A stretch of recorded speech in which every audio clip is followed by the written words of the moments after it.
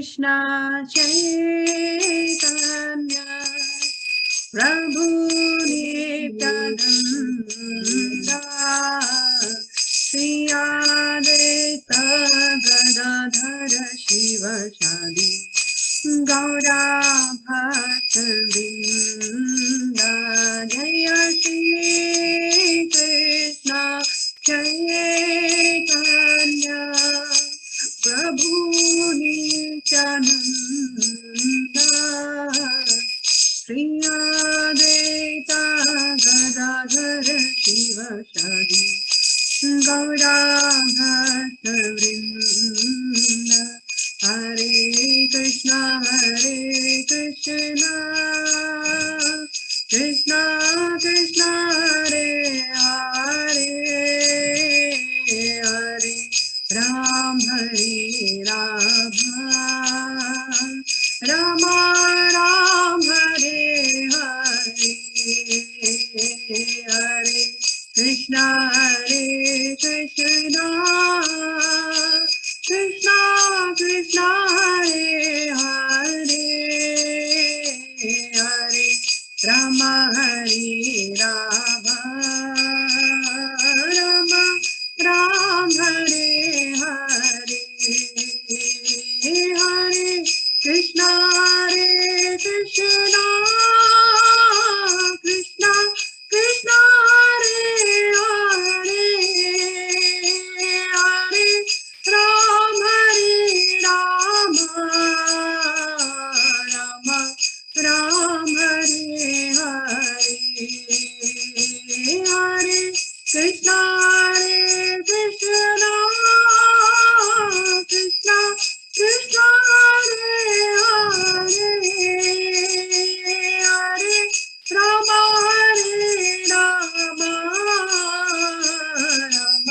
राम हरे हरे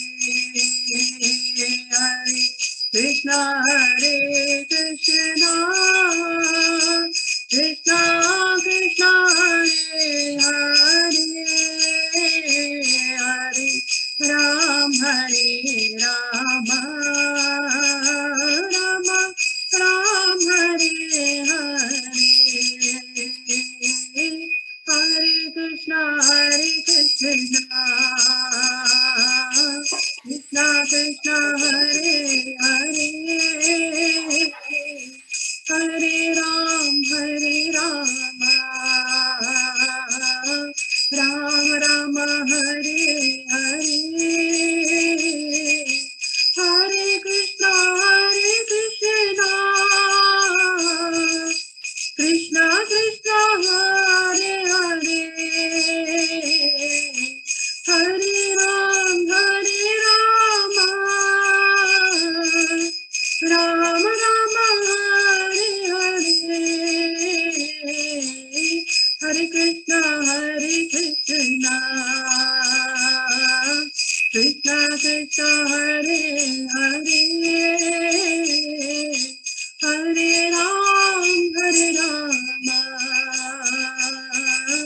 राम राम हरे हरे जय राधा रमण राधा रमण राधे जय राधा कृष्ण चंद्र राधा कृष्ण चंद्र राधे जय जय प्रभुपाद प्रभुपाद प्रभुपाद प्रभुपाद जय जय गुरुदेव गुरुदेव गुरुदेव गुरुदेव निताय गौर हरि बोल हरि बोल हरि बोल निताय गौर हरि बोल निताय गौर प्रेमानंद हरि हरि बोल। हरे कृष्ण माता जी। जय ओम विष्णुपाद परमहंस परिव्रजकाचार्य अष्टोत्तरश्री श्रीमदेसी भक्ति वेदांत स्वामी शिला प्रभुपाद की जय। श्री राधा माधव की जय। रुक्मिणी कृष्ण की जय। गौर निताई की कृष्ण बलराम की जय। जगन्नाथ बाबा सुभद्रा माई बलभद्र प्रभु की जय। लक्ष्मी नृसिंह देव की जय। भक्त राज प्रहलाद महाराज की जय। अनंत कोटि वैष्णव वृंद की जय, शिला प्रभुपाद की जय, गुरु गौरांग की जय, निताई गौर प्रेमानंदे हरि हरि बोल। ओम नमो भगवते वासुदेवाय, ओम नमो भगवते वासुदेवाय, ओम नमो भगवते वासुदेवाय। भूमिका का पेज नंबर 1 देख सकते हैं, मंगलाचरण अगर किसी को साथ साथ रिसाइट करना है तो। ओम ज्ञानं तिमिरान्धस्य ज्ञानाञ्जनशलाकया चक्षुरुन्मीलितं येन तस्मै श्रीगुरवे नमः। श्रीचैतन्यमनोभीष्टं स्थापितं येन भूतले स्वयं रूपं कदाम्यहं ददामि स्वपदान्तिकं। वन्दे अहं श्रीगुरु श्रीयुक्तपद्मकमलं श्रीगुरु वैष्णवां च श्रीरूपं साग्रजातं सहगण रघुनाथं नितं तं सजीवं सावधूतं सावधूतं परिजनसहितं श्रीकृष्ण चैतन्य देवं श्रीराधा कृष्ण पादनं सहगण ललिता श्री विशाखानिवां तस्य। हे कृष्णा करुणा सिंधु दीनबंधु जगतपते गोपेश गोपिका कांत राधा कांत नमस्तुते। तप्त कांचन गौरांगी राधे वृंदावनेश्वरी वृषभानुसुते देवी प्रणमामि हरिप्रिये। नीलांचल निवासाय नित्याय परमात्मने बलभद्र सुभद्रव्यं जगन्नाथ यते नमः। वंशाकल्पतरुभ्यश्च कृपा सिन्धुभ्यैव च पतितानं पावनेभ्यो वैष्णवेभ्यो नमो नमः। जय श्री कृष्ण चैतन्य प्रभु नित्यानंद श्री अद्वैत गदाधर श्रीवासादि गौर भक्त वृंद। हरे कृष्णा कृष्ण कृष्णा हरे हरे हरे राम राम राम हरे हरे। शिला प्रभुपाद की जय, गुरु गौरांग की जय, निताई गौर प्रेमानंदे हरि हरि बोल।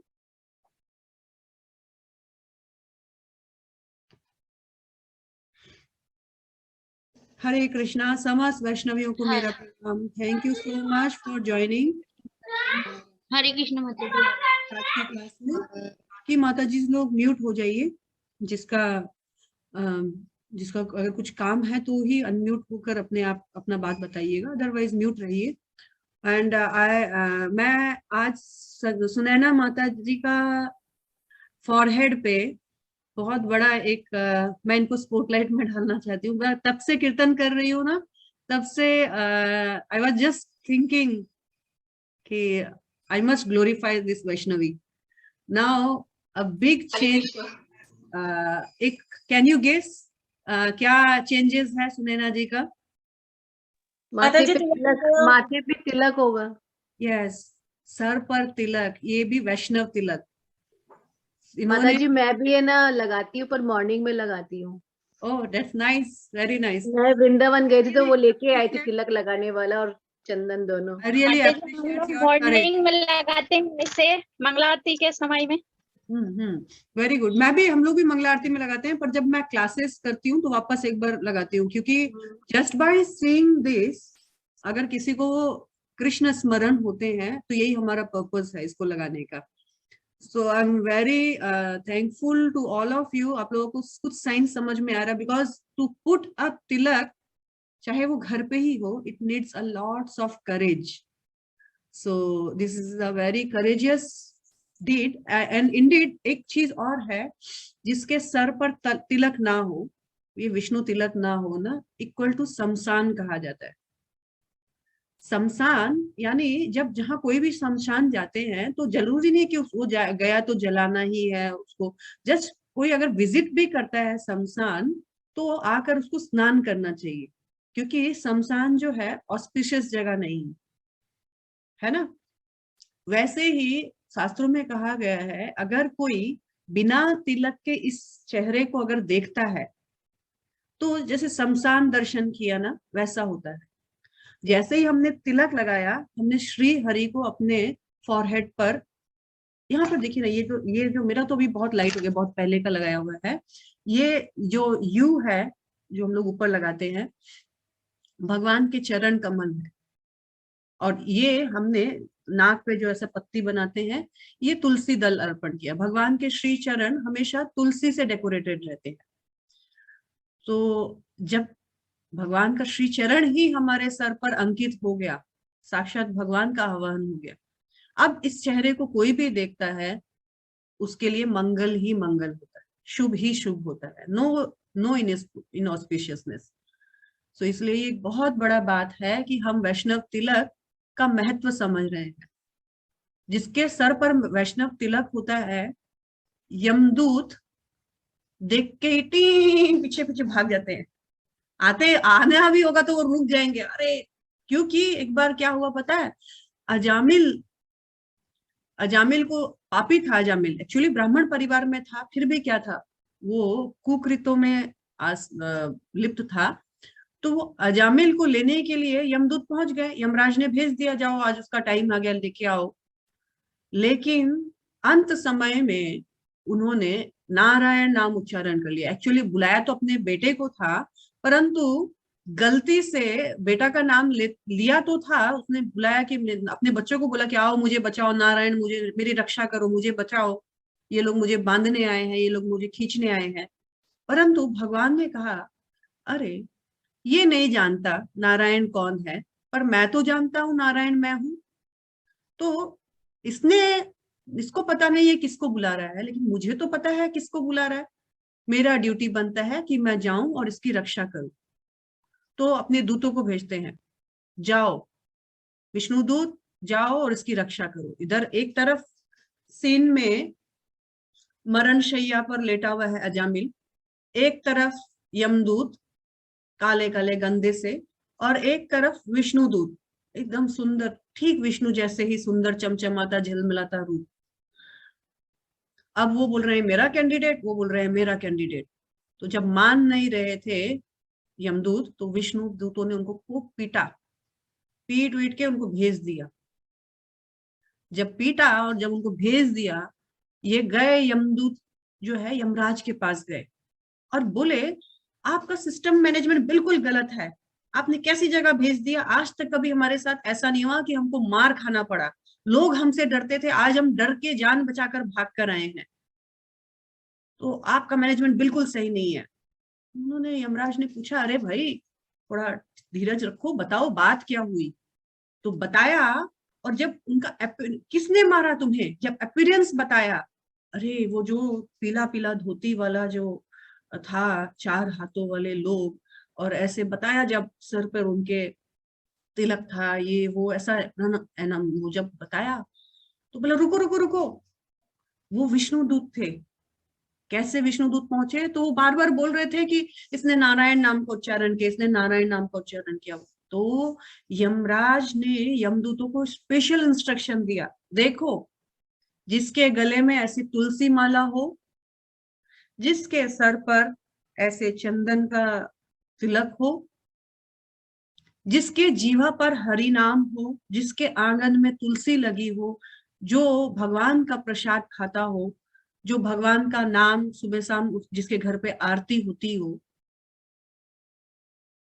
ऐसे के घर भूल से भी मत जाना।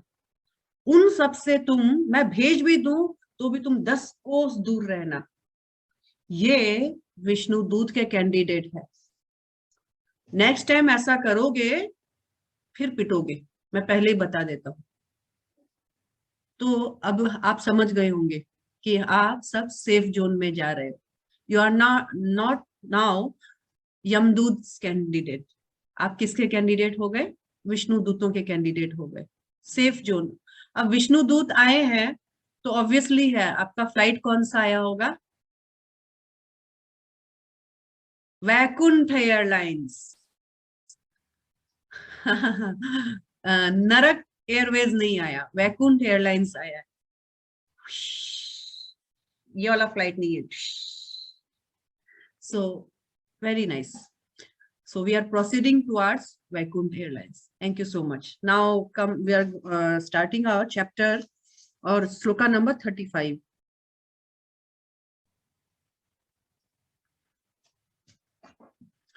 तो श्लोका नंबर 34 में हमने देखा था कि ये दिव्य ज्ञान किससे लेना चाहिए। तो किससे लेना चाहिए? लेने वाले का, जो दिव्य ज्ञान लेना चाहता है, उसका क्वालिफिकेशन क्या होता है, उसका जो कुछ योग्यताएं हैं क्या? दिव्य ज्ञान लेने के लिए आपको कुछ योग्यताएं धारण करनी चाहिए। तो हाँ, दिव्य ज्ञान प्रमाणिक गुरु से लेना चाहिए। और एक शिष्य का योग्यता क्या होना चाहिए? विधिवत जाए, अपने गुरु से आध्यात्मिक उन्नति के लिए प्रश्न करे और उनको प्रणाम करे और उनकी सेवा, यानी उन्होंने जो कहा है उन आदेशों का पालन करना उनको आना चाहिए। यही एक अच्छे शिष्य का लक्षण है। तो क्या होगा, अगर इस वक्त विधि पूरा सत्य जानने के प्रयास से हम अगर गुरु के पास जाते हैं, बड़े विनीत होकर आध्यात्मिक उन्नति के लिए जिज्ञासा करते हैं और उनकी सेवा के लिए यदि हम तत्पर रहते हैं, तो क्या होगा, सेकेंड लाइन में लिखा है उपदेक्षन्ति, वो जो है ना आपको उपदेश देंगे। तुम उनसे प्रश्न करोगे तो आपको उपदेश देंगे उस ज्ञान के बारे में, जो ज्ञान आप लेना चाह रहे थे, वो उपदेश देकर वो ज्ञान देंगे आपको, क्योंकि वो तत्वदर्शिना है। उन्होंने वास्तविक जो सत्य है भगवान का, उन्होंने बोध किया है, आत्मस्वरूप किया है। तो अपने एक्सपीरियंस से, अपने आत्म स्वरूप से वो आपको ज्ञान देंगे, जिससे आप उनके रियलाइजेशन से भगवान को रियलाइज कर पाओगे। तो आपके लिए सिर्फ क्राइटेरिया यही है कि गुरु को चेक करने के लिए कि इसको कितना ज्ञान है, देखें इसको ये आता है कि नहीं आता है, तर्क वितर्क करें और पूछ के देखते हैं, अपने को समझ में आएगा तो मानेंगे, नहीं समझ में आएगा तो टेम्पियर इस कान से सुनो, इस कान से निकालो। अगर ऐसा हमारा इंटेंशन है तो हम अच्छे शिष्य नहीं। इस तरह से हमने देखा कि शिष्य का क्या क्वालिफिकेशंस है और उसको इस आध्यात्मिक ज्ञान को हमारे गुरु शिष्य परंपरा के अंतर्गत जो गुरु होते हैं उनसे ग्रहण करना चाहिए, जो 4 परंपरा को धारण करते हैं। अब 35 नंबर श्लोका में कहा गया है, जज्ञात्वा न पुनर्मोहम् एवं यास्यसि पांडव येन भूतान्यशेषाणि द्रक्ष्यास्तात्मथो मयि। यज्ञात्वा न पुनर्मोहम्, वो जो ज्ञान तुमको उस स्वरूप सिद्ध व्यक्ति से, यानी अपने गुरु से जब मिलेगा, पहले हम अनुवाद पढ़ लेते हैं। स्वरूप सिद्ध व्यक्ति से वास्तविक ज्ञान प्राप्त कर चुकने पर तुम पुनः कभी ऐसे मोह को प्राप्त नहीं होगे, क्योंकि इस ज्ञान के द्वारा तुम देख सकोगे कि सभी जीव परमात्मा के अंश स्वरूप है, अर्थात वे सब मेरे हैं।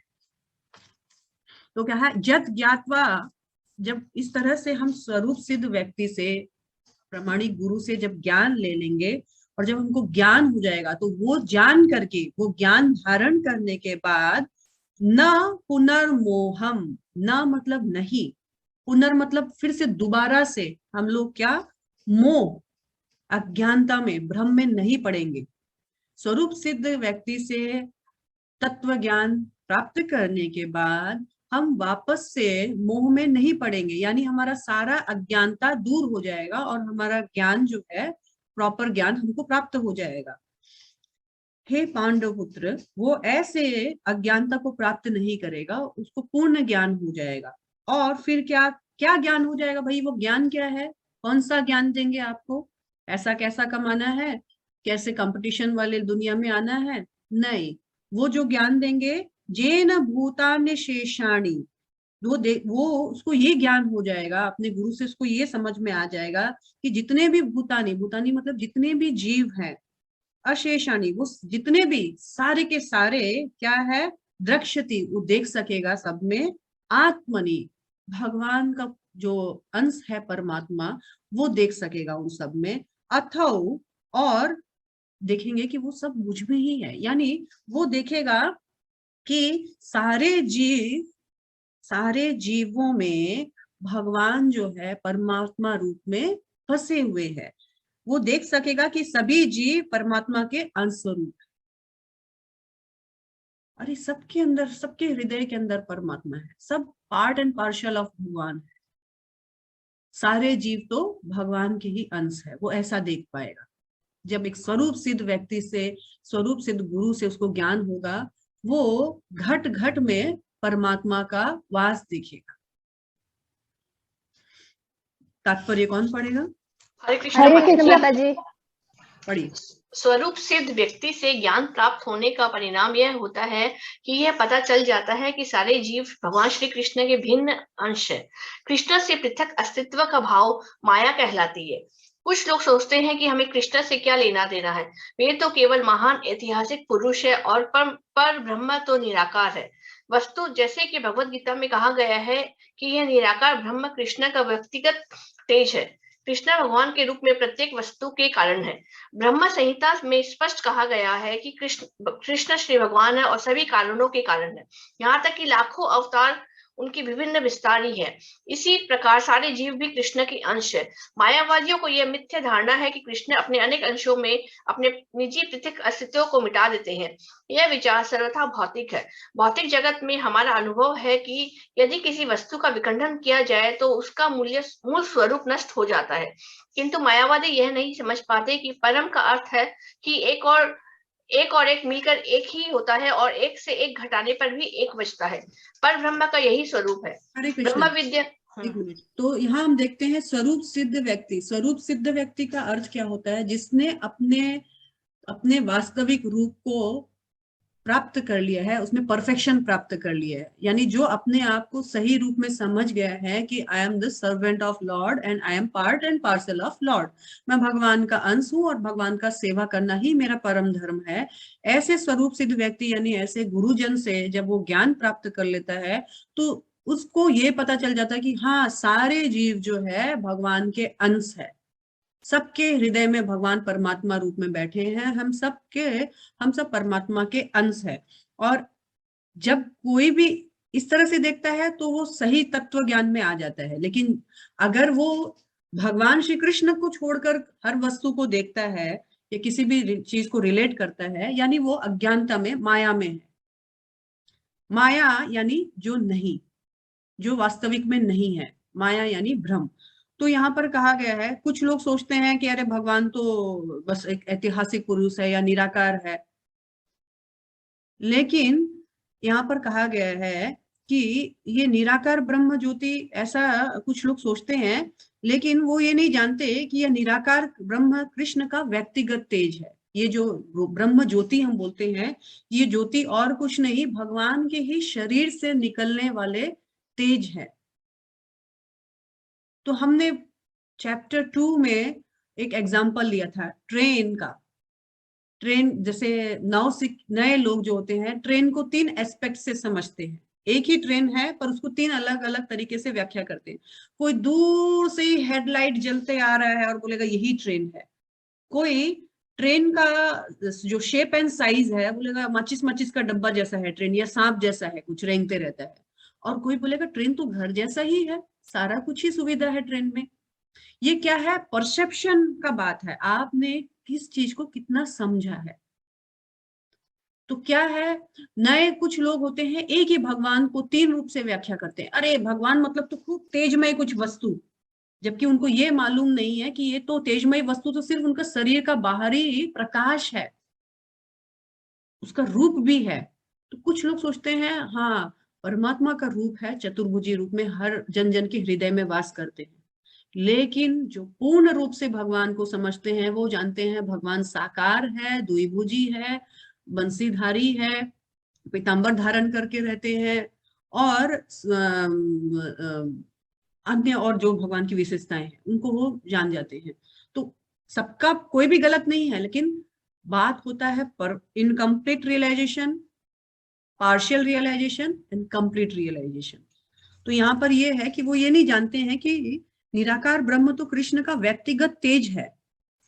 कृष्ण भगवान के रूप में प्रत्येक वस्तु के कारण है, सर्व कारण कारणम, ऐसा ब्रह्मा जी बताते हैं कि भगवान श्री कृष्ण सभी कारणों के कारण है।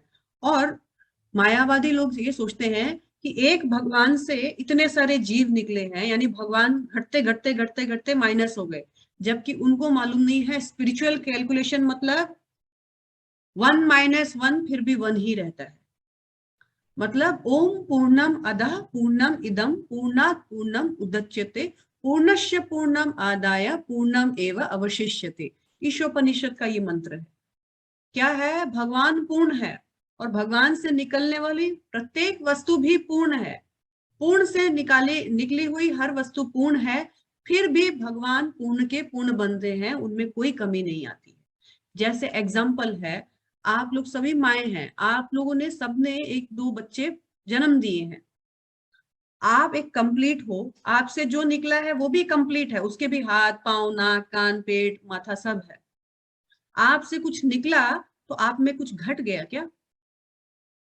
आप भी वो का वही हो, आपसे जो निकला है वो भी पूर्ण है। वैसे भगवान का स्पिरिचुअल कनेक्शन, स्पिरिचुअल वर्ल्ड में भी ऐसा नहीं कि इतने सारे जीवात्माएं भगवान के अनुसार सब भगवान से सेपरेट हो गई तो भगवान में कुछ घट गया। तो यहाँ पर ये लाइन जो है, ये लाइन यहीं पर है, ये आप लोग क्लियर कीजिएगा इसको। मायावादी की यह मिथ्या धारणा है कि कृष्ण अपने अंशों में से निजी पृथक अस्तित्व को मिटा देते हैं। ये विचार सर्वथा भौतिक है। भौतिक जगत में हमारा अनुभव है कि यदि किसी वस्तु का विखंडन किया जाए, यानी टुकड़ा टुकड़ा किया जाए, उसका मूल स्वरूप नष्ट नहीं होता। ये तो मेटेरियल वर्ल्ड में होता है, एक चीज में से, एक रोटी में से थोड़ा थोड़ा गासिया तोड़ा तो वो रोटी टुकड़ा टुकड़ा में बट गया। लेकिन स्पिरिचुअल वर्ल्ड में ऐसा नहीं होता है। आगे पढ़िए माता जी।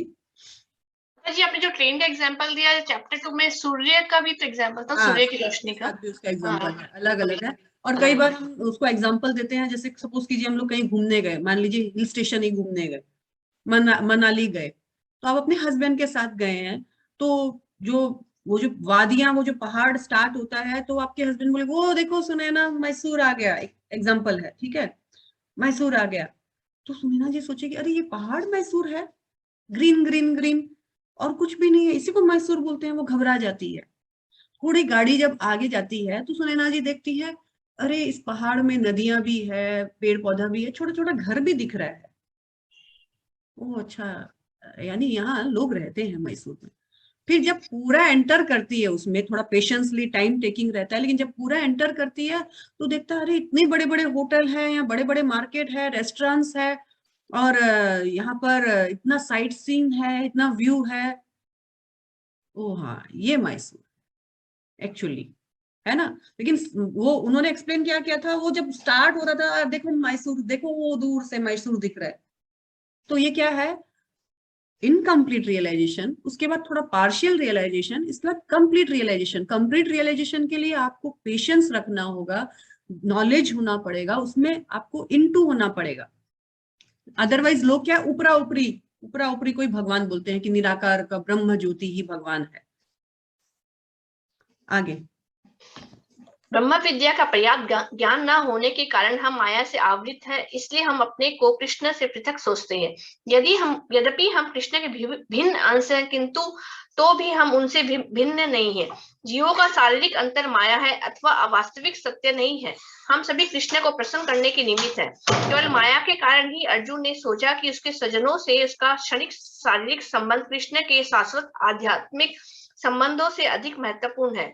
गीता का संपूर्ण उपदेश इसी और लक्षित है कि हम कृष्ण का नित्य दास होने के कारण जीव उनसे पृथक नहीं हो सकता। कृष्ण से अपने को विलग मानना ही माया कहलाती है। हरे कृष्ण। मुझे श्लोका याद आया, जीव कृष्ण दास यदि ये करे विश्वास, आर कोई दुख नहीं भाई। अगर जीव को ये विश्वास हो जाए कि मैं कृष्ण का दास हूं, और इस विश्वास को वो कायम कर ले, तो इस संसार में और कभी उसको कोई किसी प्रकार का दुख नहीं मिलेगा। जीव ये भूल जाता है कि मैं कृष्ण का दास हूं, और खुद को भोग करने का एक वस्तु मान बैठता है, और भोग करने के चक्कर में वो बहुत अत्यधिक प्रयास, अत्याहार प्रयास, सारा कुछ कर बैठता है और दुख का सामना करना पड़ता है उसको। तो यहाँ पर यही कहा गया है कि हम सब एक्चुअली कृष्ण को प्रसन्न करने के निमित्त बने थे, परंतु यहाँ आकर हम इंडिविजुअल अपनी अपनी प्रसन्नता का विचार करने लग गए और कृष्ण को भूल गए। कृष्ण को एक तरफ रखकर, विमुख होकर के हम अपना इंडिविजुअल मोटिव साधने लग गए। यहाँ पर आकर यहीं से हमारा दुख स्टार्ट हो गया। जीव को ये अगर विश्वास हो जाए, जीव कृष्ण नित्य दास, यही यदि करे विश्वास, आर तो कोई दुख भी नहीं है, उसके बाद और कोई दुख का जरूरत ही नहीं है। आगे, पर ब्रह्म के भिन्न अंश के रूप में जीवों को का एक विशिष्ट उद्देश्य पूरा करना होता है। उस उद्देश्य को भुलाने के कारण ही वे अनादिकाल से मानव, पशु, देवता आदि देहों में स्थित है। ऐसे शारीरिक अंतर भगवान को दिव्य सेवा के विस्मरण से जनित है। हरे कृष्ण माता जी, एक मिनट, एक लाइन और इम्पोर्टेंट है यहाँ। उस उद्देश्य को भुलाने के कारण कि मैं जीव जो है कृष्ण का नित्य दास है, इस उद्देश्य को भूल जाने के कारण क्या होता है, अनादि काल से पता नहीं कब से वो भटक रहा है 84 लाख योनियों में। जैसे मानव तो कभी पशु तो कभी देवता आदि देहों में स्थित है, कभी ऊपर की योनि, कभी निम्न की योनि, कभी देवता की योनि। थोड़ा सा स्ट्राइक नहीं कर रहा है कि देवता योनि भी 84 लाख योनियों में है क्या? Do you agree this? हमारे लिए माता जी आपने बताया था पहले। हाँ, मैंने बताया, मैंने जो स्वर्ग लोग भी भौतिक लोग में ही आते हैं। ये शास्त्रों के अनुसार ही हमने बताया, जो प्रभुपाद ने सिखाया। देवता बहुत उन्नत है हमसे, बहुत अपग्रेडेड है। जैसे कीड़ी मकोड़ी के लिए हम बहुत अपग्रेडेड है ना, ऐसे ही हमारे लिए देवता बहुत अपग्रेडेड है। परंतु देवता भी इसी भौतिक जगत के ही अधिकारी हैं, इसी भौतिक जगत के ही वासी हैं, देवलोक के वासी हैं, स्वर्ग लोक के वासी हैं, जो भी बोलिए आप। तो जैसे सपोज कीजिए एक बिल्डिंग का first floor, second floor, top floor का, बहुत समझ लीजिए जितना ऊंचा बिल्डिंग है, टॉप फ्लोर का बात ही अलग होता है। हम इस टॉप फ्लोर में रहते हैं, इस बिल्डिंग का, है ना, शान से बोलते हैं इस टॉप फ्लोर में रहते हैं। इसका मतलब ये नहीं है आप है तो उसी अपार्टमेंट में, लेकिन हाँ आप थोड़ा सा ज्यादा एंजॉय कर रहे हैं, व्यू, हवा, या जो आपका बोलते हैं ना रॉयल्टी, ज्यादा आप एंजॉय कर रहे हैं उसका। वैसे ही ये देवलोक भी है तो इसी भौतिक जगत में। इस भौतिक जगत का टॉप लोक जो है वो है ब्रह्म लोक, और निम्न लोक है जो पाताल लोक। हम रहते हैं धरती लोक पे, पृथ्वी लोक पे, और हमसे ऊपर और एक तल्ला है, उसके बाद उससे ऊपर और एक तल्ला है जो है देवलोक या स्वर्ग लोक। लेकिन इन लोकों में जितने भी लोक हैं, इवन दो ब्रह्मा भी इस 84 लाख योनि में ही आते हैं। आप माने बहुत अच्छा है, ना माने तो भी बहुत अच्छा है, शास्त्र का यही कहना है। ऐसे शारीरिक अंतर भगवान की दिव्य सेवा के विस्मरण से जनित है। किंतु जब कोई कृष्ण भावनामृत के माध्यम से दिव्य सेवा में लग जाता है तो वह इस माया से तुरंत मुक्त हो जाता है। ऐसा ज्ञान केवल प्रामाणिक गुरु से ही प्राप्त हो सकता है, और इस तरह वह इस भ्रम को दूर कर सकता है कि जीव कृष्ण के तुल्य है। पूर्ण ज्ञान तो यह है कि परमात्मा कृष्ण समेत जीवों के परम आश्रय हैं, और इस आश्रय को त्याग देने पर जीव माया द्वारा मोहित होते हैं, क्योंकि वे अपना अस्तित्व पृथक समझते हैं। इस तरह विभिन्न भौतिक पहचानों के मानदंडों के अंतर्गत वे कृष्ण को भूल जाते हैं। किंतु जब ऐसे मोहग्रस्त जीव कृष्ण भावनामृत में स्थित होते हैं तो ये समझा जाता है कि वे मुक्ति पथ पर है, जिसकी पुष्टि भागवत में की गई है। मुक्तिर्त्वार्थयाथारूप स्वरूपेण व्यवस्थिति। मुक्ति का अर्थ है कृष्ण के नित्य दास रूप में, कृष्ण भावनामृत में अपने स्वाभाविक स्थिति पर होना। हरे कृष्ण माता जी। मुक्ति का अर्थ क्या है? तो श्रीमद् भागवतम के second canto 10th chapter 6 shloka में बताया गया है, मुक्ति रहित्वा अन्यथा रूपम स्वरूपेण व्यवस्थिति। मुक्ति का अर्थ क्या है? हम जो बहुत सारे अन्य उपाधियों से जो घिरे हुए थे, उन उपाधियों से मुक्त होकर के हम अपने ओरिजिनल जो स्वरूप है उसमें व्यवस्थित हो गए, उसमें वापस से आ गए। अभी हम क्या है, एट प्रेजेंट हम बहुत सारी उपाधियों से ढक गए हैं और हम उन उपाधियों में बंध गए हैं। एक्चुअली मैं एक माँ हूँ, मैं एक बहन हूँ, मैं एक मारवाड़ी फैमिली से हूँ, मैं एक पैसे वाली हूँ, मैं एक हाई सोसाइटी से बिलोंग करती हूँ, मैं एक इंडियन हूँ, मैं एक एजुकेटेड लेडी हूँ, मैं फलाने घर की बहू हूँ, फलाने घर की बेटी हूँ, इसकी माँ हूँ, उसकी बहन हूँ। ये सब उपाधियां हो गई हमारी, हमने इसको डेजिग्नेशंस बना लिया है, अपना पहचान बना लिया है।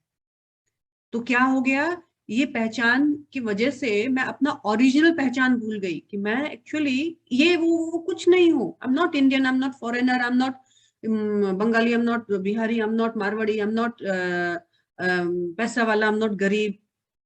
ऐसा कुछ नहीं है। एक्चुअली मेरा स्वरूप क्या है?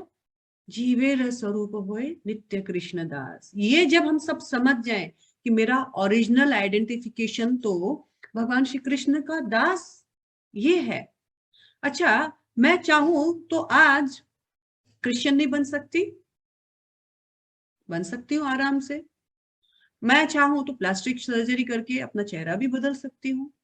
यहां तक कि अब तो इतना सुविधा हो गया कि मैं चाहूं तो अपना जेंडर भी बदल लूं, ठीक है, और मैं चाहूं तो अपना बोली भाषा सब बदल लूं, मैं चाहूं तो अपना देश बदल लूं, मैं चाहूं तो अपने किसी और फादर मदर को एडॉप्ट करके किसी और मेरे और एक नया मम्मी पापा बन सकते हैं, मेरा पति भी चेंज हो सकता है, सब कुछ चेंज हो सकता है।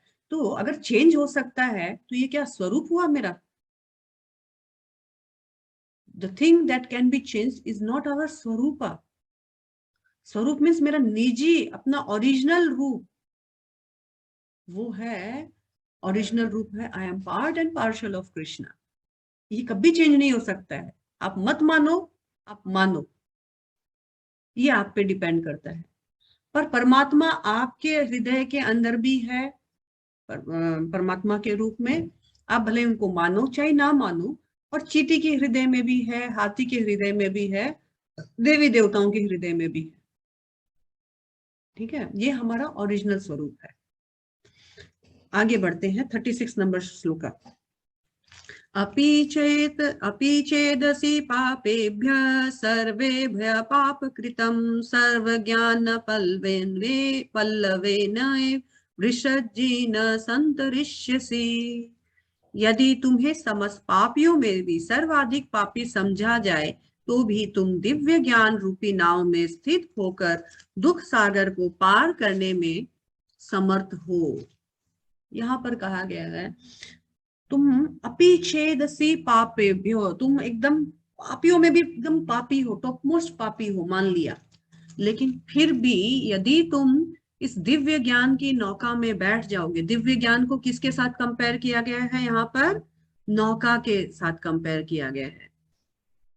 तुम इस दिव्य ज्ञान रूपी बोट पर अगर बैठ जाते हो, नो डाउट तुम पापी से पापी हो, कोई बात नहीं है, लेकिन जो ही तुम इस दिव्य ज्ञान की नौका पर बैठोगे तुम इस भवसागर को पार कर जाओगे। जस्ट मात्र ज्ञान का सहारा लेकर ही तुम्हारे सारे पाप धुल जाएंगे। यहाँ पर कहने का मतलब ये है। समझ क्लियर हुआ ये वाला श्लोक? तब हम आगे परपट पे जाएंगे। 36 नंबर श्लोक था ना, सॉरी जी। तब तुम इस भवसागर को तो आराम से पार कर जाओगे। अच्छा, मतलब सिर्फ इस दिव्य ज्ञान की नौका पर सवार होने का देरी है। आप जैसे ही दिव्य ज्ञान की नौका पर सवार होगे, इस ज्ञान के बल पर आप इस भवसागर को पार कर जाओगे। इस दिव्य ज्ञान में इतना पावर है, क्योंकि जब तक हमारे पास ज्ञान नहीं था हम पाप कर रहे थे। जैसे ही ज्ञान आ जाएगा, इस नौका पर जैसे ही हम बैठ जाएंगे, ज्ञान आते ही हमारे सारे पाप कर्म बंद हो जाएंगे और आगे हम करेंगे नहीं। एग्जाम्पल हम यहाँ पर ले सकते हैं, वाल्मीकि से पहले है ना, उनका क्या स्थिति था? कोई एक्सप्लेन कीजिए प्लीज। वो एक डाकू थे। रत्नाकर, है ना, क्या स्थिति था उनका? हरे कृष्णा माता जी, मैं बोलती हूँ। रत्नाकर डाकू जो थे ना, पहले लूटपाट करते थे और रास्ते में बैठ के जो भी आता था तो उनको मार देते थे और उसका सब कुछ लूट लेते थे। और सबको मारपीट ज्यादा करते थे, मतलब मारते थे, किसी का उंगली काट दिया, किसी का कुछ काट दिया। मतलब बहुत बड़े पापी थे, डकैत थे, लोगों का सब कुछ छीन लेते थे, लोगों को लूटमार करते थे। हाँ, बिलखते तिलकते छोड़ देते थे, अधमरा करके छोड़ देते थे। इस तरह के पापी थे रत्नाकर डाकू, उनका नाम ही था, फेमस है। लोग उस जिस एरिया में वो करते थे ऐसा, उस एरिया में जाने से डरते थे लोग। लेकिन मात्र नारद मुनि जैसे संत का संग मिल गया और उनसे ज्ञान लिया उन्होंने, है ना, जो बोला उन्होंने क्या किया, उन्होंने तीनों चीज किया जो हमने अभी पढ़ा था तद विधि प्रणिपातेन में, तीनों चीज किया। उन्होंने सबसे पहला सरेंडर किया, है ना, उसके बाद परिप्रश्न, उन्होंने प्रश्न किया, अच्छा उन्होंने कहा कि तुम्हारा ये पाप कौन कौन लेगा, और पूछ लो, तुम्हारी बीबी तुम्हारे बच्चे सब लेंगे क्या? अच्छा, तो कोई नहीं लेगा तो मैं इस पाप से कैसे मुक्त हूँ? परिप्रश्न ने अपने आध्यात्मिक उन्नति के लिए प्रश्न किया ना। उसके बाद नारद मुनि ने कहा आज ही छोड़ दो डकैती, तो मैं खाऊंगा क्या? बोला चिंता मत करो, उस नदी के नदी के किनारे कुटिया बना लो, लोग खुद ला ला के देंगे तुमको खाने पीने के लिए, क्योंकि पहले के जमाने में संत महात्माओं को लोग ले जा के दान देते थे, सिद्धा देते थे। इतना देंगे कि तुम्हारा मतलब खाकर भी तुम्हारा बच जाएगा, तुमको किसी किसी को दान देना पड़ेगा। अभी भी देते हैं माता जी। हाँ, अभी भी देते अभी हैं। भी देते तो उन्होंने क्या किया, सेवा, उनकी बात वाणी मान ली, वाणी सेवा की, है ना, और गए, सब कुछ छोड़ दिया। उनके अपने गुरु के जो वाणी है उसके अनुसार उन्होंने बस कुटिया बना लिया। मन में टेंशन हो रहा था कि कहीं मैं सही कर रहा हूँ कि नहीं कर रहा हूँ, लेकिन बोले, क्या बोले, तुम वहां पर उस नदी के तट पर जाओ, एक तुलसी का वृक्ष लगाओ और हरे नाम महामंत्र करो और तुम्हारा सब ठीक हो जाएगा। किया ना तीनों चीज, उन्होंने तीनों चीज एक्सेप्ट किया एक अच्छे शिष्य के भांति। रिजल्ट क्या हुआ? उपदेश, इस ज्ञान से, इस ज्ञान की नौका पर सवार होकर वो पापी से पापी भी भवसागर को पार करा गया। और अपने गुरु की कृपा से, कहा जाता है मुखम करोति वाचलम पंगु लंघायते गिरिम जत कृपा तम अहम वंदे श्री गुरु दीनतारिणम। गुरु की कृपा से वो डाकू संत महात्मा बन गया। और कैसा संत महात्मा? वाल्मीकि रामायण का रचना कर बैठे। कैसी वाल्मीकि रामायण? बड़े बड़े साधु मुनि पढ़ते हैं, पढ़कर समझ नहीं पाते हैं पूरी तरह से, और पढ़ते हैं, पढ़ते रहते हैं, पढ़ते रहते हैं, और जिसको पढ़ने के बाद जो पढ़ने वाला है वो भी मुक्त हो जाता है ना। तो this is the result of Divya ज्ञान। दिव्य ज्ञान हमारे आत्मशुद्धि कर में हमको मदद करता है। तात्पर्य प्लीज पढ़िएगा कोई। आधा पढ़ चुके थे माता जी, आधा पढ़ना है ना शायद। हरे हरे कृष्णा। कृष्णा। पढ़िए। श्री कृष्ण के संबंध में अपनी स्वाभाविक स्थिति का सही सही ज्ञान इतना उत्तम होता है कि अज्ञान सागर में चलने वाले जीवन संघर्ष से मनुष्य तुरंत ही ऊपर उठ सकता है। यह भौतिक जगत कभी कभी अज्ञान सागर मान लिया जाता है, तो कभी जलता हुआ जंगल। सागर में कोई कितना ही कुशल तैराक क्यों न हो, जीवन संघर्ष अत्यंत कठिन है। यदि कोई संघर्ष तैरने वाले को आगे बढ़कर समुद्र से निकाल लेता है तो वह सबसे बड़ा रक्षक है। यहाँ पर रक्षक का एग्जाम्पल किसके लिए बताया गया है? कौन रक्षक है? गुरु। गुरु जैसे हमने नारद मुनि का एग्जाम्पल दिया, जो प्रचार करता है, जो गुरु है, जो दीक्षा देता है। यस, भगवान से प्राप्त पूर्ण ज्ञान मुक्ति का पथ है। कृष्ण भावनामृत की नाव अत्यंत सुगम है, किंतु उसी के साथ साथ अत्यंत उत्तात भी। सुगम है, सुगम है मतलब बहुत इजी है, और उदात मतलब सेफेस्ट वे भी है ना, सेफेस्ट भी है। बैठ जाओ, खाली बार बैठने का देरी है, अपने आप ज्ञान की नौका से आप आगे बढ़ जाओगे। नेक्स्ट 37 नंबर श्लोका लेते हैं। यथेदांसि समृद्धोऽग्नि भस्मसात् कुरुते अर्जुन ज्ञानाग्नि सर्वकर्माणि भस्मसात् कुरुते तथा।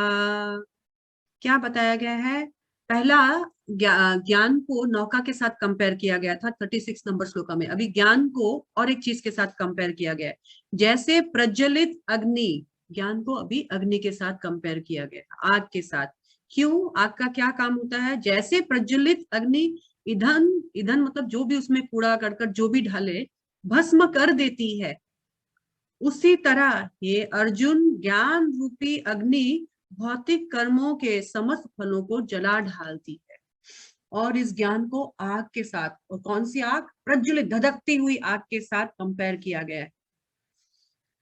जैसे धधकती हुई आग में आप पेपर फेंको, लकड़ी फेंको, प्लास्टिक फेंको, जो भी फेंको, वो आग सबको एक साथ लेकर जला लेती है, जला करके अल्टीमेटली राख कर देती है ना। वैसे ही ये जो ज्ञान अग्नि है, ये क्या है? सारे हमारे पापों को, अज्ञानता को भस्मसात कर देगी, और भस्मसात करके हमको हमारे इस ज्ञान के कारण हमारी सारी जो अविद्या है उसको जला ढालेगी। तात्पर्य कौन पढ़ता है? पढ़िए। हरे हरे कृष्ण कृष्ण माता जी। हरे कृष्ण। आत्मा तथा परमात्मा संबंधित पुण्य ज्ञान तथा उनके संबंध की तुलना यहाँ यागिन से की गई है। यह यागिन न केवल समस्त पाप कर्मों के फलों को जला देती है अपितु पुण्य कर्मों के फलों को भी भस्मसात करने वाली है। कर्म फल की कई अवस्थाएं हैं, शुभारंभ, बीज संचित आदि, किंतु जीव को स्वरूप का ज्ञान होने पर सब कुछ भस्म हो जाता है, चाहे वह पुनर्वर्ती हो या परवर्ती। वेदों में कहा गया है उदय उहौसौ एते तरतमृत साधव साधुनी। मनुष्य पाप तथा पुण्य दोनों ही प्रकार के कर्म फलों को जीत लेता है। हरे कृष्णा माता जी। हरे कृष्णा। तो ये आग कैसा है? जैसे मैंने बताया, कुछ भी हो सब भस्मसात कर देता है। ये आग हमारे पाप और पुण्य दोनों को भस्मसात कर देता है। ओ माय गॉड, पुण्य भी ले जाएगा क्या? हम तो पुण्य करने के लिए इतना कुछ करते हैं, इतना कंबल बांटते हैं, इतना लोगों को खाना खिलाते हैं, इतना कंवारी कन्या का विवाह करवाते हैं, धर्मशाला बनाते हैं, हॉस्पिटल्स बनाते हैं, ये वो कितना कुछ करते हैं। ये तो बड़ा डेंजरस है। कौन अपना पुण्य कर्म भस्मसात करेगा? जीरो, पुण्य जीरो। माता जी आपने बताया था ना, कृष्ण भावना भावित व्यक्ति होता है, वो पाप और पुण्य को नहीं देखता, वो खाली उनकी सेवा में, कृष्ण को की सेवा में लगा रहता है। उसके लिए पाप, मान लीजिए कि मैं पाप अगर भी नहीं रहता, पुण्य को भी वो जैसे वो पाप को नहीं देखता, पाप भी नहीं करता, तो पुण्य जो भी करता वो ये सोच के नहीं करता वो पुण्य कर रहा है, पुण्य को कमाने के लिए नहीं करते। आपने बताया था कुछ श्लोका में आया था ये। अंजलि जी अपना श्रीमुख खोलना चाहते हैं? हरे कृष्णा माता जी। हाँ जी, बोलिए। पाप और पुण्य अगर दोनों मतलब अगर रहेगा तो, अगर पुण्य भी रहेगा तो उसको भी वापस करने के लिए इस सर्कल में आना पड़ेगा शायद, इसीलिए पाप और पुण्य इक्वल। एक्चुअली जो जिसको ये ज्ञान हो जाता है ना, ज्ञान का यहाँ हम क्वालिटी देख रहे हैं, जिसको ज्ञान हो जाता है वो पाप और पुण्य ना पुण्य रखना चाहता है। ऐसा हम जनरली, हमारा मेंटेलिटी क्या होता है, हम पुण्य खत्म करना, पाप खत्म करना चाहते हैं, पुण्य नहीं, पुण्य बढ़ाना चाहते हैं, है ना। लेकिन जिसको ज्ञान, दिव्य ज्ञान हो जाता है, वो पाप और पुण्य दोनों से परे हो जाता है। क्यों? क्योंकि उसको मालूम है पाप और पुण्य दोनों भुगतने आना दोनों उनको हाँ बंधन में बांधेगा, दोनों बांधेगा, दोनों के लिए वापस आना पड़ेगा। आना पड़ेगा माने कृष्ण से दूर, वैकुंठ से दूर। तो इसीलिए वो ना अपने घड़े में पाप रखता है, ना अपने घड़े में पुण्य रखता है। वो जो भी करता है कृष्ण संबंधित करता है। कृष्ण संबंधित काम सारे, पुण्य कर्म और कृष्ण संबंधित काम में क्या अंतर होता है, जैसे मैं एग्जांपल बताती हूँ। मान लीजिए मैं पुण्य कर रही हूँ कि अभी बहुत ठंड है, कुछ लोगों को गरम गरम खिचड़ी खिला देती है ना। ये तो पायस एक्टिविटी, पुण्य कर्म है, ठीक है, ये पुण्य है। इससे मुझे, इस पुण्य के कारण मुझे स्वर्ग की प्राप्ति होगी और इस पुण्य के कारण मुझे इस पुण्य का लाभ मिलेगा। अब मान लीजिए एक कृष्ण भावना में माता जी हैं, जो समझ गई हैं, जो जिनको ज्ञान का अग्नि, जिनका बत्ती जल गया है, तो वो क्या करेंगी? ओ अच्छा, निशा माता जी खाना खिला रही है, निशा माता जी आप एक काम कीजिए, ये आप ठाकुर जी को भोग लगाइए और प्रसाद रूप में यही खिचड़ी सबको खिलाइए ना, तो जो खाएगा उसका भी दुख कम होगा और जो खिलाएगा वो भी अति उत्तम कार्य करेगा।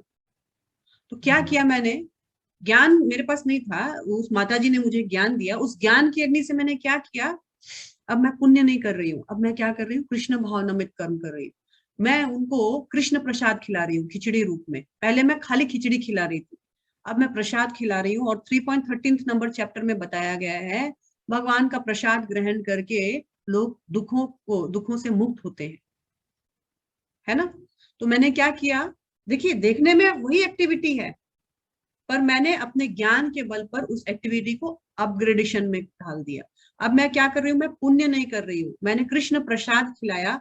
कृष्ण प्रसाद से खाने वाले का चित्त और दुख दोनों शुद्ध होते हैं और उसका पेट तो भर ही रहा है, पहले भी आप पेट ही भर रहे थे, पर्पस तो आपका पेट ही भरना था, पर आपने दो उसको बोनस, अनजाने में, उसको पता ही नहीं है कि वो क्या खा रहा है, अनजाने में आपने उसको 2 लेवल 2 स्टेप और ऊपर कर दिया। एक तो उसको भगवान का कृपा का पात्र बनाया, दूसरा वो प्रसाद पा रहा है तो उसका दुखों का निश्चय आपने उसके हार्ट में जो भक्ति रूपी बीज है वो डाल दिया।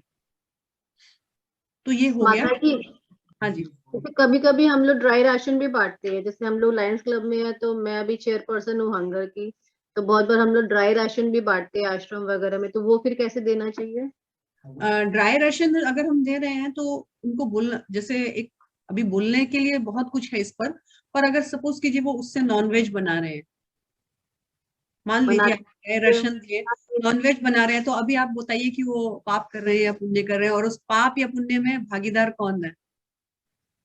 पर माता जी हम लोग को तो देना पड़ता है, जैसे मैं चेयरपर्सन हूँ। आई नो, तो इसीलिए मैं आपको ये भी नहीं बोल सकती कि मत दो, लेकिन हम एक्चुअली क्या होता है माता जी, भागवत गीता में जैसे हम आगे पढ़ेंगे तो पता चलेगा दान भी सही पात्र को सही जगह देना है, ताकि आपका ज्ञान दान का सदुपयोग।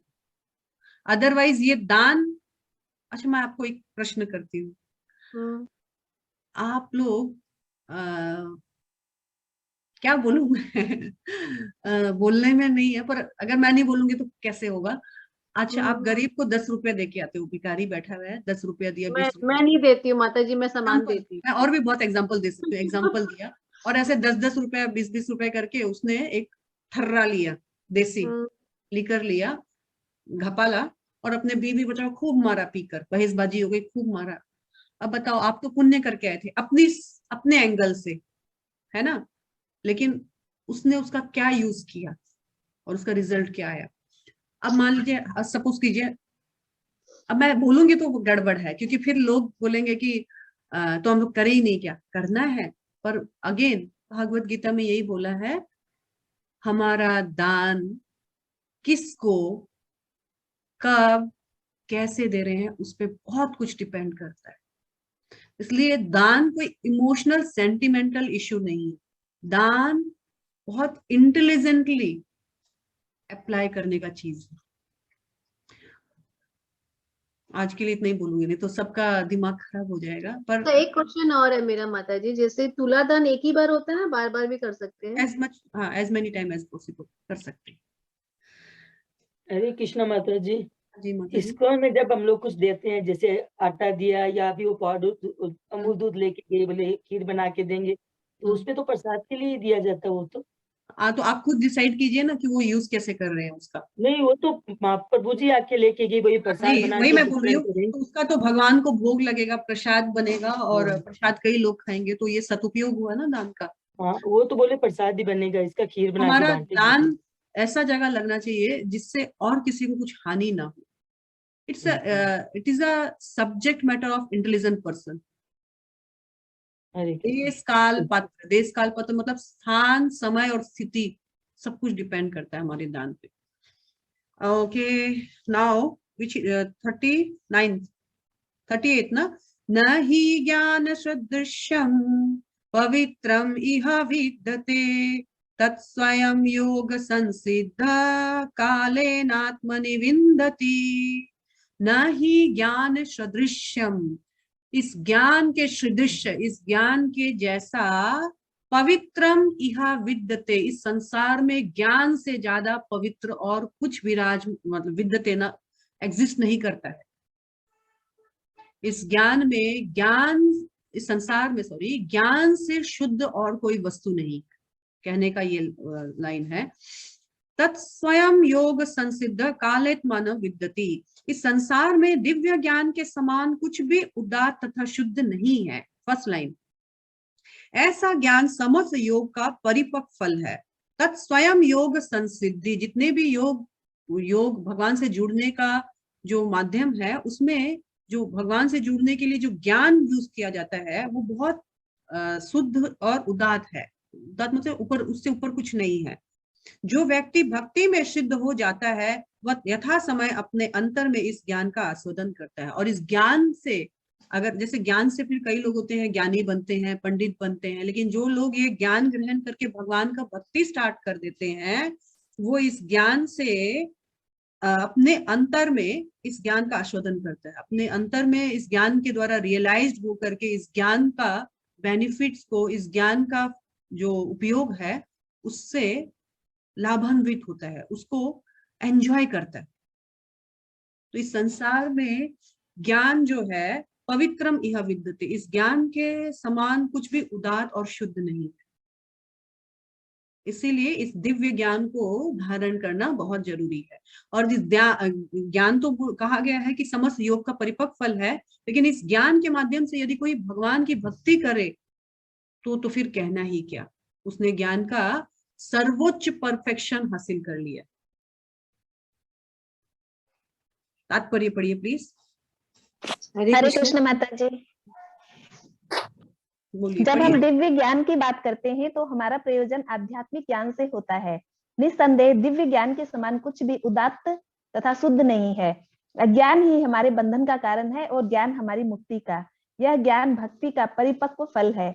जब कोई दिव्य ज्ञान की अवस्था प्राप्त कर लेता है तो उसे अन्यत्र शांति खोजने की आवश्यकता नहीं रहती, क्योंकि वह मन ही मन शांति का आनंद लेता रहता है। दूसरे शब्दों में ज्ञान तथा शांति का पर्यवसान कृष्ण भावनामृत में होता है। भगवत गीता के संदेश की यही चरम परिणति है। हरे कृष्ण। अज्ञान ही हमारे बंधन का कारण है। अज्ञानतावश हम अज्ञानतावश ऐसे कर्म करते हैं जो हमको बांधते हैं। अज्ञानतावश हम ऐसा वाणी बोलते हैं जो दुखदायक होता है। अज्ञानतावश हम ऐसे पैसा कमाते हैं जो दुखदायक होता है। और जहां ज्ञान आ गया तो वहीं हमारा मुक्ति का रास्ता खुल जाता है। और कहा जाता है पूरे ज्ञान का समम मोनम जो है, पर्यवासन मतलब होता है पूरे ज्ञान का निचोड़ यही है कि इस ज्ञान से भगवान को समझा जाए, भगवान की भक्ति की जाए। इस ज्ञान का पर्पस ही यही होता है कि ये ज्ञान हमको भगवान तक पहुंचाया जाए, भगवान से प्रेम करना सिखाए। ज्ञान से अपना रोजी रोटी या अपना उल्लू सीधा नहीं करना है। ज्ञान का तात्पर्य क्या होना चाहिए? कैसे मेरे अंदर भगवान का शुद्ध भक्ति जगे, भगवान के प्रति शुद्ध प्रेम जागृत हो। नाउ 39 नंबर श्लोका में वी विल फिनिश। 42 है, हम लोग फिनिश कर लेते हैं, तो 15 मिनट है अभी हमारे हाथ में। श्रद्धावान लभते ज्ञानम तत्पर संयतीन्द्रिया ज्ञानम लब्धा पराम शांतिम अचिरेणाधिगच्छति। This is very fantastic shloka. अभी 39 से 42 यानी 39, 40, 41, 42 ये 4 श्लोका जो है, इस ज्ञान में हमारे फेथ का क्या रोल है, इस ज्ञान को यदि कोई श्रद्धा के साथ ग्रहण करता है तो क्या रोल है, और इस ज्ञान के प्रति किसी को श्रद्धा नहीं है तो क्या ज्ञान का क्या रोल है। तो 39 में बताया गया है श्रद्धावान भजते श्रद्धावान लभते ज्ञानम। ये ज्ञान, दिव्य ज्ञान किसको मिलता है? फर्स्ट क्राइटेरिया, श्रद्धावान लभते ज्ञानम। जो श्रद्धावान होते हैं, जो फेथफुल होते हैं, फेथलेस नहीं होते हैं, उनको लभते, इस ज्ञान से लाभ होता है। ठीक है, श्रद्धावान लभते ज्ञानम। इस ज्ञान का लाभ किसको मिलता है? जो श्रद्धा पूर्वक सुनता है, जिसके पास श्रद्धा होती है। श्रद्धा पहली चाबी होती है। आदो श्रद्धा तथा साधु संग। पहला स्टेप क्या होता है हमारे अंदर? बिगिनिंग में श्रद्धा थोड़ी होनी पड़ेगी, तभी हम साधु संग करेंगे, टिकेंगे। नहीं तो क्लास ज्वाइन किया, छोड़ दिया, भाग गया, साधु संग का कोई मतलब ही नहीं है। तो श्रद्धावान लभते ज्ञानम। इस ज्ञान का लाभ किसको मिलेगा?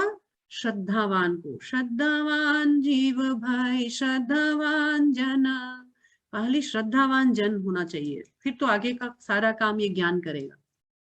तत्पर संयत इंद्रिया। और इस ज्ञान को श्रद्धावान व्यक्ति जब श्रद्धा के साथ धारण करता है तो उसकी इंद्रियां, सेंसेस जो है, तत्पर बहुत अच्छे से क्या होती है? संयमित, कंट्रोल्ड हो जाती है ज्ञान के माध्यम से।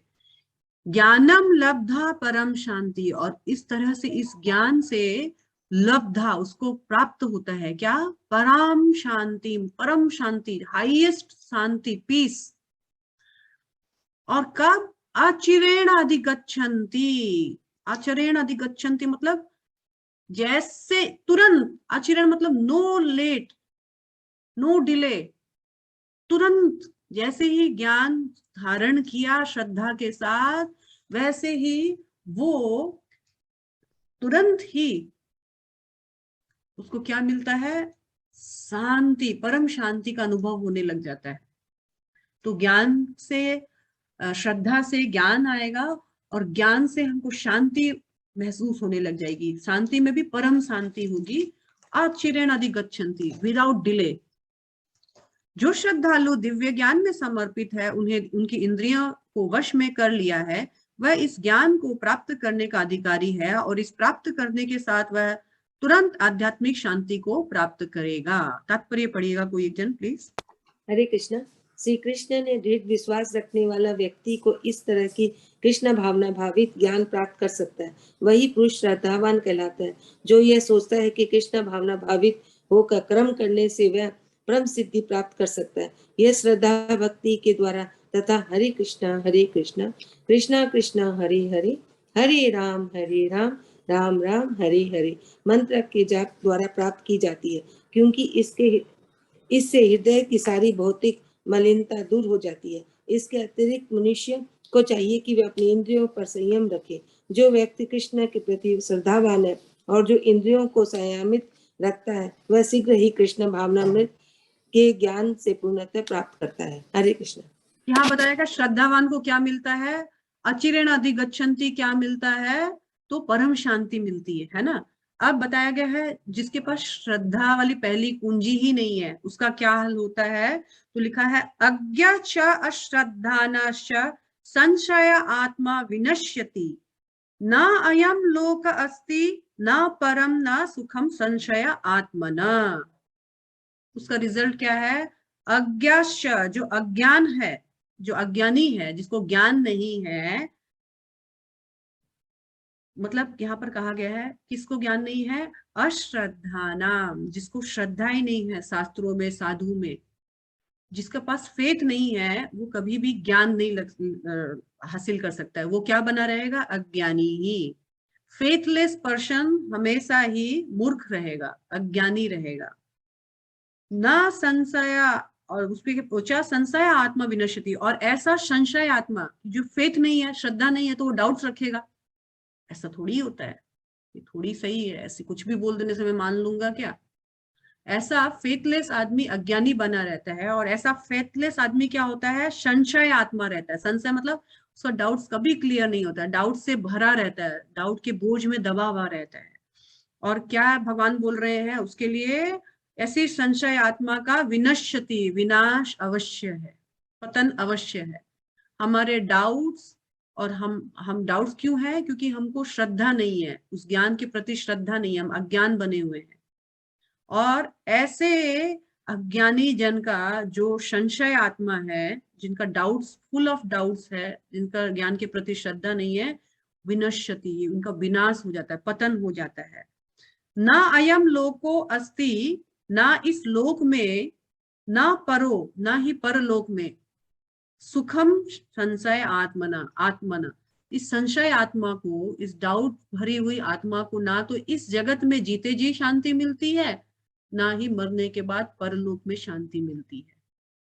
तो जिसके पास श्रद्धा है वो इस ज्ञान को लाभ करता है, और इस ज्ञान के माध्यम से वो परम शांति को प्राप्त करता है। लेकिन जिसके पास श्रद्धा नहीं है, वो इस ज्ञान का लाभ नहीं उठा सकता है, अज्ञानी बना रहता है, और उसको बोला गया है संशय आत्मा, मतलब फुल ऑफ डाउट, बोलते हैं ना प्रश्नों की दुकान।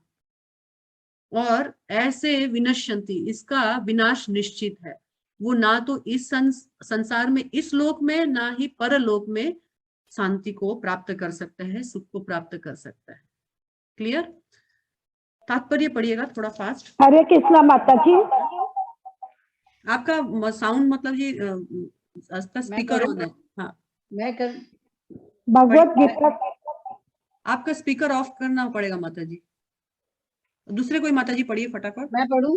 मैं पढ़िए। पढ़ रही हूँ। भगवत गीता सभी प्रामाणिक एवं मान्य शास्त्र में सर्वोत्तम है। क्यों जो सर्वोत्तम है? क्योंकि भगवत गीता से ज्ञान मिलता है। भगवान के मुख की वाणी है। तो हाँ, कृष्ण भगवान भी का यही ग्रंथ है जो भगवान ने डायरेक्ट अपने मुंह से बोला, अपने मुख से सुनाया।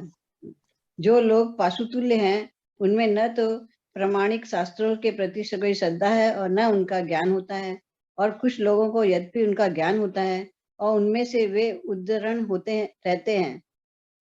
देते रहते हैं, किंतु उनमें वास्तविक विश्वास नहीं करते। यहाँ ऐसे तक कि लोगों को पशु तुल्य बोला गया है जिनको शास्त्रों में ज्ञान नहीं है। यहाँ तक कि कुछ लोग जिनमें भगवत गीता जैसे शास्त्रों में श्रद्धा होती भी है, फिर भी वे न तो भगवान कृष्ण में विश्वास करते हैं न उनकी पूजा करते हैं। ऐसे लोगों को कृष्ण भावनामृत का कोई ज्ञान नहीं होता। वे नीचे गिरते हैं। उपयुक्त सभी कोटि के व्यक्तियों में जो श्रद्धालु नहीं है और सदैव संशयग्रस्त रहते हैं, वे तनिक भी उन्नति नहीं कर पाते। जो लोग ईश्वर तथा उनके वचनों में श्रद्धा नहीं रखते, उन्हें न तो इस संसार में और न भावी लोक में कुछ हाथ लगता है। उनके लिए किसी भी प्रकार का सुख नहीं है। अतः मनुष्य को चाहिए कि श्रद्धा भाव से शास्त्रों के सिद्धांतों का पालन करे और ज्ञान प्राप्त करे। इसी ज्ञान से मनुष्य आध्यात्मिक अनुभूति के दिव्य पद पर पहुंच सकता है। दूसरे शब्दों में, आध्यात्मिक उत्थान में संशयग्रस्त मनुष्यों को कोई स्थान नहीं मिलता। अतः मनुष्य को चाहिए कि परंपरा से चले आ रहे महान आचार्यों के पद चिन्हों का अनुसरण करें और सफलता प्राप्त करें। हरे कृष्णा। नेक्स्ट श्लोका 41 और 42 एक साथ लेते हैं और फिर उसको एक्सप्लेन करते हैं।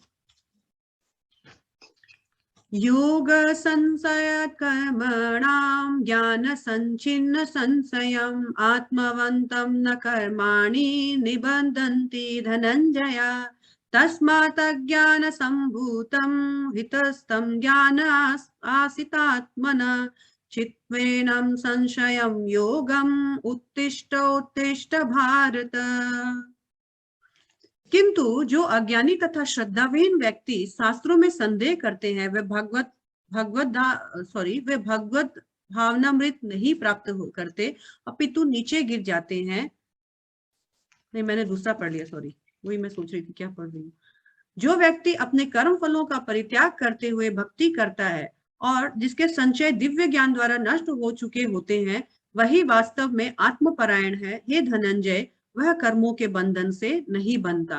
तो यहाँ पर बताया दो प्रकार के लोगों को हमने देख लिया, जिसके पास श्रद्धा है और जिसके पास श्रद्धा नहीं है। क्या रिजल्ट है? अब बताया गया है कि जिसके पास श्रद्धा है वो रिएक्शन ऑफ वर्क, जो कर्म के फल है, उससे मुक्त हो जाता है। जो व्यक्ति अपने कर्म फलों का परित्याग करते हुए भक्ति करता है, इस ज्ञान के माध्यम से जान जाता है कि कर्मों को करना है लेकिन कर्मों के फलों के प्रति अटैच नहीं होना है और जिसके ज्ञान के द्वारा, इस दिव्य ज्ञान के द्वारा सारे डाउट्स क्लियर हो गए हैं, वो वास्तव में भगवान का भक्त हो जाता है, आत्मपरायण हो जाता है, सेल्फ रियलाइज हो जाता है। और ऐसा सेल्फ रियलाइज व्यक्ति कभी भी कर्मों के बंधन में नहीं बनता। वो कर्म करता है, भगवान के लिए कर्म करता है, क्योंकि अब उसको दिव्य ज्ञान हो गए हैं। तो ना पाप करता है ना पुण्य करता है। अब वो क्या करता है? हर कार्य भगवान श्री कृष्ण को तुष्ट करने के लिए करता है, as a matter of duty, कि मैं नित्य दास हूं भगवान का, मेरा ड्यूटी है, a servant is mean to please his master, है ना। तो वो इस तरह से कार्य करता है और कर्मों के बंधन से छूटता जाता है। और लास्ट में 42 नंबर श्लोका में भगवान बोल रहे हैं, तस्माद, इसलिए, अज्ञान संभूता, अज्ञानता से ऊपर उठो, रिक्तस्तम, अपने हृदय को अज्ञानता से ऊपर लाकर स्थित करो। और ज्ञान कैसे करना है? तो ज्ञानमास्थिता, अपने ज्ञान के रूपी जो शस्त्र है, ज्ञान रूपी जो तलवार है, शस्त्र है, क्या करना है? छित्वा, काट ढालो सारे अज्ञानों को। एनम संशयम, इस संशय को, सारे डाउट्स को काट ढालो। योग, और योग में स्थित होकर, आतिष्ठ मतलब योग में स्थित होकर क्या करना है? उत्तिष्ठ, आतिष्ठ मतलब स्थिर हो, ज्ञान में स्थिर हो। Fix your mind in knowledge, Divya ज्ञान। और क्या है? उत्तिष्ठ, खड़े हो जाओ। भारत, हे भरत वंशी। यहाँ लास्ट श्लोका में भगवान बोल रहे हैं, अतएव हे अर्जुन, हे भरत वंशी, तुम्हारे हृदय में अज्ञान के कारण जो संशय उठे हैं, उन्हें ज्ञान रूपी शस्त्र से काट ढालो। हे भारत, तुम योग में समन्वित होकर खड़े हो और युद्ध करो। भगवान इंस्ट्रक्शन दे रहे हैं, तुम्हारे अंदर जो भी डाउट्स था ना चैप्टर नंबर 1 में, इस ज्ञान रूपी तलवार, अभी ज्ञान को थर्ड चीज बताया गया है। पहला हमने देखा था ज्ञान को बोर्ड बताया गया, फिर ज्ञान को अग्नि बताया गया। अब भगवान बोल रहे हैं इस ज्ञान रूपी तलवार से अपने सारे डाउट्स को काट ढालो और ज्ञान में स्थित होकर के उठो और अपना ड्यूटी करो। क्या ड्यूटी था अर्जुन का एज अ क्षत्रिय? युद्ध करो, गो फॉर इट, है ना, गो फॉर इट, अब युद्ध करो इसको। तो भगवान बोल रहे हैं, हम लोगों को भी बोल रहे हैं, भगवान का दिव्य ज्ञान को प्राप्त करो, इस जीवन को भी सुखी बनाओ, परलोक को भी सुखी बनाओ, और आपने जो रेस्पॉन्सिबिलिटीज एंड ड्यूटीज ली है इस दिव्य ज्ञान में आकर कैसे करना है, गो फॉर इट, आगे बढ़ो, गो अहेड। हमारे लिए भी है ज्ञानी बनकर के क्या करना है, इस तरह से कार्य करो भगवान की तुष्टि के लिए, और संसार के जो भी कार्य है भगवान से कनेक्ट करते हुए भगवान से जुड़ जाओ, आध्यात्मिकता से जुड़ जाओ, कृष्ण भावनामृत से जुड़ जाओ। इन दोनों का तात्पर्य पढ़िएगा। 41 का तात्पर्य कौन पढ़ेगा, प्लीज पढ़िए। हरे कृष्णा माता जी। पढ़िए। जो मनुष्य भगवत गीता की शिक्षा का उसी रूप में पालन करता है जिस रूप में भगवान श्री कृष्ण ने दी थी, तो वह दिव्य ज्ञान की कृपा से समस्त संशयों से मुक्त हो जाता है। पूर्णतः कृष्ण भावना भावित होने के कारण उसे श्री भगवान के अंश रूप में अपने स्वरूप का ज्ञान पहले ही हो जाता है, अतएव निसंदेह वह कर्म बंधन से मुक्त है। नेक्स्ट कोई और माता जी पढ़िए तात्पर्य। इस अध्याय में इस योग पद्धति का उपदेश हुआ है, वह सनातन योग कहलाती है। इस योग में दो तरह के यज्ञ कर्म किए जाते हैं, एक तो द्रव्य का यज्ञ और दूसरा आत्मज्ञान यज्ञ जो विशुद्ध आध्यात्मिक कर्म है। यदि आत्म साक्षात्कार के इस द्रव्य यज्ञ के लिए यदि आत्म साक्षात्कार के लिए द्रव्य यज्ञ नहीं किया जाता तो ऐसा यज्ञ भौतिक बन जाता है, किंतु जब कोई आध्यात्मिक उद्देश्य या भक्ति से ऐसा यज्ञ करता है तो वह पूर्ण यज्ञ होता है। आध्यात्मिक क्रियाएं भी दो प्रकार की होती हैं, आत्मबोध या अपने स्वरूप को समझना तथा श्री भगवान विषयक सत्य। जो भगवत गीता के मार्ग का पालन करता है वह ज्ञान की इन दोनों श्रेणियों को समझ सकता है। हरे कृष्णा। आत्मज्ञान दो प्रकार के, आत्मज्ञान जो है उसका दो प्रोसेस है, एक तो खुद को समझना, दूसरा है भगवान को समझना। भगवत गीता के माध्यम से हम खुद को और भगवान को दोनों को ही समझ जाते हैं। आगे।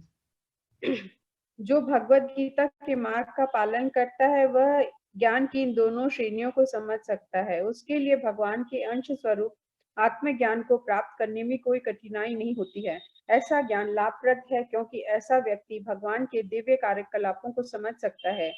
इस अध्याय के प्रारंभ में स्वयं भगवान ने अपने दिव्य कार्यकलापों का वर्णन किया है।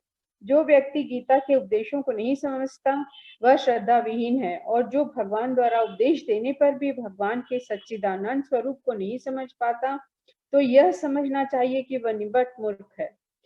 कृष्ण भावनामृत के सिद्धांतों को स्वीकार करके अज्ञान को क्रमशः दूर किया जा सकता है। यह कृष्ण भावनामृत विविध देव यज्ञ, ब्रह्म यज्ञ, ब्रह्मचर्य यज्ञ, गृहस्थ यज्ञ, इंद्रिय संयम यज्ञ, योग साधना यज्ञ, तपस्या यज्ञ, द्रव्य यज्ञ, स्वाध्याय यज्ञ तथा वर्णाश्रम धर्म में भाग लेकर जागृत किया जा सकता है। ये सब यज्ञ कहलाते हैं और ये सब नियमित कर्म पर आधारित हैं, किंतु इन सब कार्यकलापों के भीतर सबसे महत्वपूर्ण कारक आत्म साक्षात्कार है, जो इस उद्देश्य की खोज लेता है कि वही भगवत गीता का वास्तविक पाठक है। किंतु जो कृष्ण को प्रमाण नहीं मानता वह नीचे गिर जाता है। अतः मनुष्य को चाहिए कि वह सेवा तथा समर्पण समेत किसी प्रामाणिक गुरु के निर्देशन में भगवत गीता या अन्य किसी शास्त्र का अध्ययन करे। प्रामाणिक गुरु अनंत काल से चली आने वाली परंपरा में होता है। यह परमेश्वर के उपदेशों में तनिक भी विपथ नहीं होता, जिन्हें उन्होंने लाखों वर्ष पूर्व सूर्य देव को दिया था, जिनसे भगवत गीता के उपदेश इस धराधाम में आए। अतः गीता में ही व्यक्त भगवत गीता के पथ का अनुसरण करना चाहिए। और उन लोगों से सावधान रहना चाहिए जो आत्मश्लाघा वश अन्यों को वास्तविक पथ करते हैं। भगवान निश्चित रूप से परम पुरुष हैं और उनके कार्यकलाप दिव्य हैं। जो इसे समझता है वह भगवत गीता का अध्ययन शुभारंभ करते ही मुक्त हो जाता है। इस प्रकार भगवत गीता का चतुर्थ अध्याय दिव्य ज्ञान का भक्ति वेदांत तात्पर्य पूर्ण हुआ। हरे तो कृष्ण। इसमें हरे कृष्णा, थैंक यू माता जी। इसमें बताया गया है कि भागवत गीता को समझने का सही पद्धति क्या है, जो परंपरागत है, जो 4 प्रामाणिक परंपरा है, उनमें से गुरु शिष्य परंपरा से जो जुड़ा हुआ है, ऐसे गुरु से भगवत गीता का यथायथ ज्ञान ले, ना कि किसी भी एरे गेरे नथु खेरा से ले, क्योंकि भगवत गीता का अपना अपना सबको इंटरप्रिटेशन करते हैं, अपना अपना तरह से उसका तात्पर्य बताते हैं। जबकि जब हम गुरु शिष्य परंपरा से आते हैं तो वो डायरेक्ट ऊपर से चली आ रही परंपरा होती है, जिससे हमको यथार्थ ज्ञान मिलता है और उस यथार्थ ज्ञान से हम तुरंत मुक्त हो जाते हैं, ना कि हम भटकते हैं। तो इसीलिए हम सब बहुत लकी हैं कि हम ब्रह्म मध्व गौड़ीय संप्रदाय के अंतर्गत श्रील प्रभुपाद जैसे महान ये जगत गुरु हैं, सबके हम सबके शिक्षा गुरु हैं, इनके अंडर हम भागवत गीता का ज्ञान ले रहे हैं। हमारा अपना कुछ नहीं होता है, हमने जो सीखा है श्रील प्रभुपाद से सीखा है, और जितना सीखा है उसका 5-10% ही मुझे आता है बताना, मैं बता पाती हूँ। बस इतना ही है हमारा काम। We are just a postman, इसका संदेश उस तक पहुंचाना है एज इट इज। सो हम बहुत लकी हैं कि हमें श्रील प्रभुपाद जैसे सच्चे गुरु का, संत का, शिक्षा गुरु का संग मिला है, और हम फिलहाल इनसे ये भगवद गीता का ज्ञान ले रहे हैं। इनके शिष्यों ने अन्यों को दिया, अन्यों से हम सुन रहे हैं, हमने आपको सुनाया और आप किसी और को सुनाइए, ऐसे परंपरा ज्ञान जो है। हाँ, परंतु हमें वही बोलना है जो शास्त्रों में लिखा है, ना प्लस ना माइनस। ये चीज हमको ध्यान रखना है, तभी यथारूप होगा। जब हम अपना मोटिव जोड़ देंगे, या उसमें से ये शायद सुनने वाले को अच्छा नहीं लगेगा इसलिए काट दो, अगर ऐसा करेंगे तो फिर वो चीज जो है डाइल्यूशन स्टार्ट हो जाएगी। तो इसलिए भले ही आपको सुनने में कभी कभी मेरी बातें कुछ अच्छी नहीं लगती है, पर मेरा काम है बोलना। आपको समझ में आता है तो इसको यहाँ से रख के यहाँ ब्लॉक करके यहाँ ढालिए, आपको समझ में नहीं आता है तो इसको खोल दीजिए, यहाँ से सुन के यहाँ बाहर निकाल दीजिए, पर मेरा काम है सही रूप से बोलना। और thank you for listening patiently. और अब मेरा क्लास फिनिश हो गया है।